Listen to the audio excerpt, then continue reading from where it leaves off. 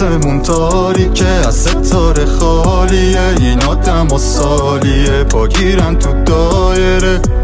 میگن من تو آینه تو نیستی، میگن رازش اینه بشی هیچکی. میشن دلیل درد آدم، میشن دلیل شک به باورت. نخواستی این زخما باز شنو، نخواستی که فزشی باز الان.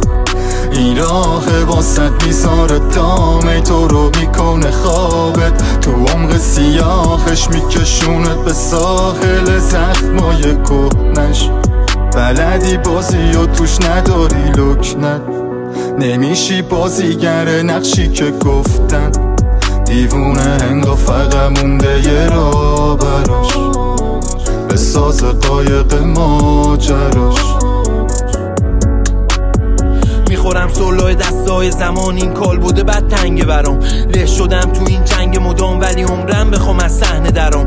غرقم تو قعر دره ها، نگام به نوک قله ها، شک کردن به کل باورام. اینجام تنها تو قلب ماجرا، لق داورا. میکشم رو دوشم روح زخمیم و میشکنم اثار ترجیح و تن نمیدم به این تقدیر و برام شیرینه حتی تلخیشو. میگذرم از نقش و نقابتون، از دریای سرابتون. ساحل امنتون نداره نور، نشکستیم دل شکسته شد گواهمون. کردیم بهار و خزون ابر آوردیم تو آسمون تا نبینه نور و نگاهمون. ولی هر بار شعر شد سلاح درد این دلای خون. میمونیم سرپالای دردا توی سرما پی فردا. سایه شب سنگینه اما نور عبور میکنه از عمق زخما.